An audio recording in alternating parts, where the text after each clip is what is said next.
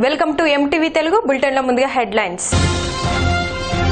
ముద్రగడ దీక్షకు జగన్ మద్దతు, ఇచ్చిన హామీలను నెరవేర్చాలని డిమాండ్. ఘనంగా బాలయ్య జన్మదిన వేడుకలు, సమాజ సేవలో మునిగిపోయిన అభిమానులు.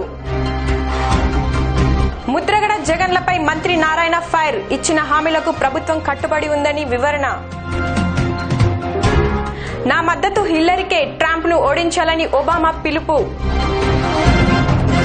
ఇక డీటెయిల్స్ కెళ్తే ఏపీ సీఎం చంద్రబాబు నాయుడు గతంలో ఇచ్చిన హామీలనే కాపు నేత ముద్రగడ పద్మనాభం ప్రస్తావించారని వైసీపీ అధినేత జగన్మోహన్ రెడ్డి అన్నారు.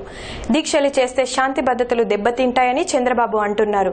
ముద్రగడ తన ఇంట్లో దీక్ష చేస్తే అది శాంతి భద్రతలకు సమస్య ఎలా అవుతుందని ఆయన ప్రశ్నించారు. సామాజిక సమస్య దీంట్లో ఎవరైనా ఉన్నారు అని అంటే నిజంగా ఆ సామాజిక వర్గంలోని మనుషులు ఎవరైనా వాళ్ళకి అన్యాయం జరిగింది అని చెప్పి ఎవరైనా రియాక్ట్ అయితే రియాక్ట్ కావచ్చు. అంతేగాని దీనికి ఇంకొకరు మద్దతు తెలిపే పరిస్థితి ఎవరైనా కూడా నువ్వు చేస్తా ఉన్నది చంద్రబాబు నాయుడు, నువ్వు చెప్పింది తప్పు, నువ్వు చేస్తా ఉన్నది తప్పు, నువ్వు ఇంతకుముందు చెప్పింది నువ్వు చెయ్యి అని చెప్పి ఎవరైనా మద్దతు తెలుపుతారే తప్ప అంతకన్నా ఎక్కువ ఎవరూ చేయరు. నేను ఒకటే అడుగుతా ఉన్నా, చంద్రబాబు నాయుడు గారిని గట్టిగా నిలదీస్తూ అడుగుతా ఉన్నా. చంద్రబాబు నాయుడు గారు నీలో చిత్తశుద్ధి ఉంటే, నీలో నిజాయితీ ఉంటే ఈ కేసును సిబిఐకి అప్పచెప్పు. నీ చేతుల్లోనే అధికారం పెట్టుకుని, సిఐడి అన్నది నీ చేతుల్లోనే పెట్టుకుని, పోలీస్ ఇన్వెస్టిగేషన్ అన్నది నీ చేతుల్లోనే పెట్టుకుని, నీకు నచ్చని వ్యక్తులందరినీ దొంగ కేసులు పెట్టి ఇరికించడం ధర్మం కాదు, న్యాయం కాదు. నిజంగా నీలో నిజాయితీ ఉంటే మ్యాటర్ సిబిఐకి అప్పచెప్పు. ఢిల్లీ నుంచి వస్తారు, నిజాయితీగా వాళ్ళు ఎంక్వైరీ చేస్తారు. ఎవరు తప్పు చేసినా కూడా వాళ్ళందరి మీద కేసులు పెట్టే కార్యక్రమం జరుగుతుంది. ఇంక్లూడింగ్ చంద్రబాబు నాయుడు గారే చేశారు అన్న ఆరోపణలు ఉన్న నేపథ్యంలో చంద్రబాబు నాయుడు గారి మీద కూడా కేసులు పెట్టే పరిస్థితి కూడా వస్తుంది. నేను చంద్రబాబు నాయుడు గారికి అందుకనే చెప్తా ఉన్నా, నీలో నిజాయితీ ఉంటే సిబిఐ చేత ఎంక్వైరీకి మ్యాటర్ మొత్తం సిబిఐకి అప్పచెప్పు, నిజాయితీగా అప్పచెప్పు, నిజమేమిటో బయటకు వస్తుంది. గతంలో చంద్రబాబు ఇచ్చిన హామీల అమలు కోసమే ముద్రగడ దీక్షకు దిగారని జగన్ అన్నారు. అందుకోసమే నిన్న ముద్రగడ దీక్షకు దిగారన్నారు. హామీల అమలు కోసం ఆందోళనకు దిగితే పోలీసులతో చంద్రబాబు అణగదొక్కాలని చూస్తున్నారని మండిపడ్డారు జగన్. ప్రస్తుతం ఏపీలో పోలీసు రాజ్యం నడుస్తోందన్నారు. ముద్రగడ గారు ఇవాళ నిన్న చేస్తున్న దీక్ష చంద్రబాబు నాయుడు గారు గతంలో ఏదైతే తాను చేస్తాను అని చెప్పి ఏదైతే చెప్పాడో, ఏదైతే చంద్రబాబు నాయుడు గారు చేస్తాడు అని ఏదైతే మేనిఫెస్టోలో చెప్పాడో దాన్నే చేయండి అని చెప్పి ముద్రగడ గారు దీక్ష చేశాడు. అటువంటిది చంద్రబాబు నాయుడు గారు ఏదైతే చేస్తానని చెప్పాడో దాన్నే అడుగుతూ ఈయన దీక్ష చేస్తే అదేదో తప్పన్నట్టుగా ఒక సామాజిక సమస్యను రాజకీయం చేసి దాన్ని ఒక లా అండ్ ఆర్డర్ సిచ్యువేషన్ గా సమస్యగా చిత్రీకరించే కార్యక్రమం దగ్గరుండి చంద్రబాబు నాయుడు గారు చేస్తూ వస్తున్నారు. నిజంగా గతంలో కూడా చంద్రబాబు నాయుడు గారు ఇదే మాదిరిగానే చేశారు. గతంలో కూడా ఓట్ల కోసం ఇదే చంద్రబాబు నాయుడు గారు కులాల మధ్య కూడా చిచ్చు పెట్టారు. ఎస్సీ వర్గీకరణ దానికి నిదర్శనం. కులాలను వదిలిపెట్టాడు ఆయన, రాజకీయ అవసరం కోసం ఏమైనా చేస్తాడు. ప్రజాస్వామ్యాన్ని కూనీ చేస్తూ పోలీసు రాజ్యంతో భయం సృష్టించే కార్యక్రమం చేస్తా ఉంటే పోలీస్ టెర్రరిజం అన్న పదం చంద్రబాబు నాయుడు గారు నామకరణం చేస్తా ఉన్నాడు. ఇంతకన్నా నిజంగా దారుణం ఏదీ ఉండదు. కులాల మధ్య చిచ్చు పెట్టడంతో చంద్రబాబు ఎక్స్పర్ట్ అని ఆరోపించారు వైఎస్ జగన్. కాపు నేత ముద్రగడ పద్మనాభం, వైసీపీ నేత జగన్లపై మంత్రి నారాయణ రెడ్డి మండిపడ్డారు. తుని కేసుని సిబిఐకి అప్పగించడంలో అర్థం లేదని ఆయన అన్నారు. పురుగుల మందు తాగుతానంటే ప్రభుత్వం ఏం చేయాలంటూ ఆయన ప్రశ్నించారు. ఒకటి, ఈ రాష్ట్రంలో ఈ ముఖ్యమంత్రి గారు ఎలక్షన్స్ ముందు చాలా క్లియర్ గా చెప్పారు, ఏది కాపులకి 5,000 కోట్లు ఇస్తానని. అన్న ప్రకారమే మన కాపు నాయకులందరూ ఫస్ట్ ఇయర్ తగ్గించారని అడగంగానే 1000 కోట్లు మన బడ్జెట్ లో పెట్టి ఇవ్వటం 192 కోట్లను అసిస్టెంట్గా డిస్పర్స్ చేయడం కూడా జరిగింది.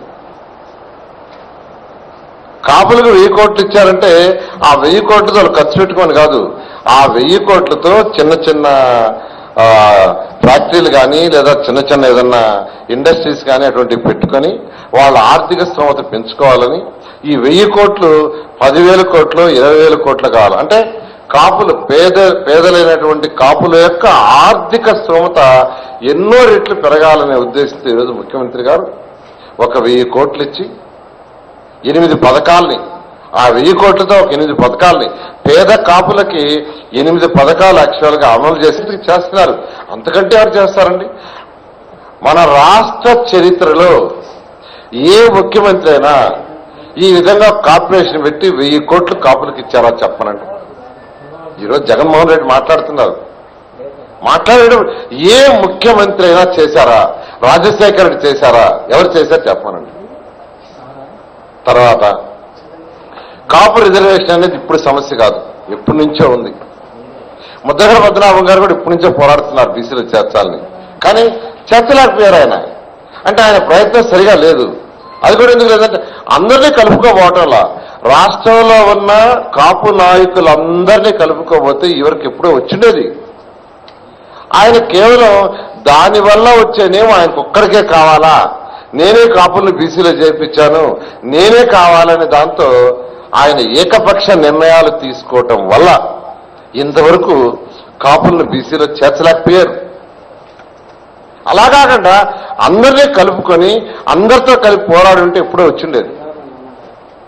మొన్న తుది ఘటన తీసుకోండి, తుది ఘటన డయాస్ మీద అందరూ మాట్లాడుతున్నారు, ఉన్నట్టుండి ఒకసారి రైలు రోకో చేస్తా ఉన్నారు. అంటే ఏకపక్ష నిర్ణయం. ఆయన ఎంతమందినో పిలిచాడు, వాళ్ళందరూ వచ్చారు. ఏకపక్ష నిర్ణయం తీసుకోవటం వల్లనే ఇన్ని రోజులకి కాపుల్ని బీసీలో చేర్చలా. నేను అందరూ చెప్తున్నాను, ఆయన ఏకపక్ష నిర్ణయాల వల్లనే కాపుల్ని బీసీలో చేర్చలేకపోయారు. అయితే ఈ ముఖ్యమంత్రి గారు ఎలక్షన్స్ ముందు చాలా క్లియర్గా చెప్పారు, బీసీలని కాపుల్లో చేరుస్తామని మేనిఫెస్టోలో పెట్టారు. అన్న ప్రకారం మొన్న మంజునాథ్ కమిషన్ వేశారు. కమిషన్ వర్క్ స్టార్ట్ చేస్తుంది. అంటే ఒక కమిషనరు, ఒక జడ్జి, రిటైర్డ్ జడ్జి, వాళ్ళ ఆఫీసర్స్ వాళ్ళు వర్క్ చేయడానికి టైం ఇవ్వాలి కదండి. టైం ఇవ్వకుండా నువ్వు ఒక కాగితం జియో నెంబర్ 30 లాగా మాకు ఒకటి ఇచ్చేయండి అంటే అది కోర్టులు పోతే కోర్టులు ఫెయిల్ అవుతుంది. కాపు సోదరులందరికీ చెప్తున్నాను, వీళ్ళు జియో నెంబర్ 30 తెచ్చారు, అది ఎందుకు పనికిరాదు.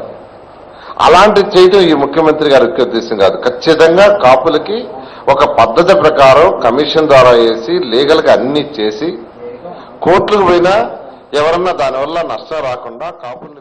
జగన్ ముద్రగడలు కాపులకు అన్యాయం చేయవద్దని మంత్రి పీతల సుజాత, ఎంపీ తోట సీతామహాలక్ష్ములు కోరారు. తుని ఘటనతో కాపులకు చెడ్డ పేరు వచ్చిందని వారు పేర్కొన్నారు. కాపుల అభివృద్ధికి చంద్రబాబు తీవ్రంగా కృషి చేస్తున్నారని వారు వివరించారు. సభ్య సమాజం ఈ మాటలను సమర్థిస్తారండి? తండ్రితో సమానులైనటువంటి గౌరవ సీఎం చంద్రబాబు నాయుడు గారిని ఆ రకంగా మాట్లాడటం ఎంతవరకు సమంజసం? ఈయనకేమైందంటే 16 నెలలు జైల్లో ఉండి వచ్చాడు ఆయన. అప్పటికే సగం పిచ్చెక్కిపోయింది. ఇంకా ఇప్పుడు ఈయన బిహేవియర్, ప్రవర్తన నచ్చక టీడీపీలోకి ఎమ్మెల్యేస్ అందరూ వస్తున్నారు. ఈయన మానసిక పరిస్థితి బాగా దిగజారిపోయింది. కాబట్టి ఈయన ఒక సైకోలాగా తయారైపోయి ఏం మాట్లాడుతున్నాడో పెద్ద చిన్న అని తారతమ్యం లేకుండా కూడా ఈయన ఇష్టం వచ్చినట్టు మాట్లాడుతున్నాడు. గతంలో కూడా అలాగే మాట్లాడాడు ఆయన. రాళ్ల తీసు కొట్టండి, లేకపోతే ఇతరత్ర చాలా దారుణంగా మాట్లాడాడు ఆయన. ఇప్పుడు నిన్న చెప్పు తీసు కొట్టండి అనేసి మాట్లాడాడు. అసలు నీలాంటి ప్రతిపక్ష నాయకులు ఉండటమే రాష్ట్ర ప్రజలు చేసుకున్నటువంటి దౌర్భాగ్యం. 16 నెలలు జైల్లో ఉండి వచ్చినటువంటి మీరా మాట్లాడేది? ఆయన సతీమణి భారతీరెడ్డి గారు ఈ మాటల్ని సమర్థిస్తారా? సభ్య సమాజం ఈ మాటల్ని సమర్థిస్తారండి? తండ్రితో శాసనసభ స్పీకర్ పదవి సంతృప్తినిచ్చిందని టీఆర్ఎస్ శాసనసభ్యుడు సిరికొండ మధుసూదనాచారి అన్నారు. 2 ఏళ్ల కాలంలో సభలో అర్థవంతమైన చర్చలు జరిగాయని తెలిపారు. సభ గౌరవం పెరిగిందన్నారు. ఇందుకు సహకరించిన సీఎం కేసీఆర్ విపక్షాలకు కృతజ్ఞత తెలిపారు. 2 సంవత్సరాలు పూర్తి చేసుకున్నటువంటి సందర్భంగా నేను ఈ స్థాయికి ఎదగడానికి కారణం భూపాలపల్లి నియోజకవర్గ ప్రజలు కాబట్టి వారి అభివృద్ధి, సంక్షేమం వారి సేవ కోసం పునరంకితమవుతున్నటువంటి సందర్భం. ఈరోజు రాష్ట్ర ప్రభుత్వానికి సంబంధించినటువంటి గౌరవ మంత్రులు 5గురు భూపాలపల్లిలో అనేక అభివృద్ధి కార్యక్రమాల శంకుస్థాపనలు ప్రారంభోత్సవాలు చేస్తున్నాం. ఈ రోజు భూపాలపల్లి నియోజకవర్గంలో గౌరవ మంత్రి గారికి, ట్రాన్స్పోర్ట్ మినిస్టర్ గారికి ధన్యవాదాలు చెప్తా ఉన్నా. అదేవిధంగా సింగరేణి జెన్కో యాజమాన్యాలకు కూడా హృదయపూర్వకమైనటువంటి ధన్యవాదాలు. ప్రతి మండల హెడ్ క్వార్టర్లో కూడా కోట్లతోటి ఈ నియోజకవర్గంలో ప్రతి మండలంలో కూడా ఆర్టీసీ బస్ స్టాండ్లు కూడా నిర్మించడం జరుగుతున్నది. గౌరవ స్పీకర్ మత్స్యచారి గారు ఇక్కడ తప్పకుండా కావాలని చెప్పడంతో శాంక్షన్ ఇవ్వడం జరిగింది. 2.5 కోట్లతోటి కూడా వరంగల్లో ఉన్నటువంటి బస్ డిపోలతో పాటు బస్ స్టాండ్లలో కూడా ప్రజలకు ఇబ్బంది కాకుండా మంచినీటి వసతులు కానీ, సీసీ రోడ్లు కానీ, టాయిలెట్స్ కూడా ప్రతి బస్ డిపోలో బస్ స్టాండ్లో కూడా చేయడం కూడా జరుగుతున్నది. గ్రామాల్లో బులెటిన్లో షార్ట్ బ్రేక్.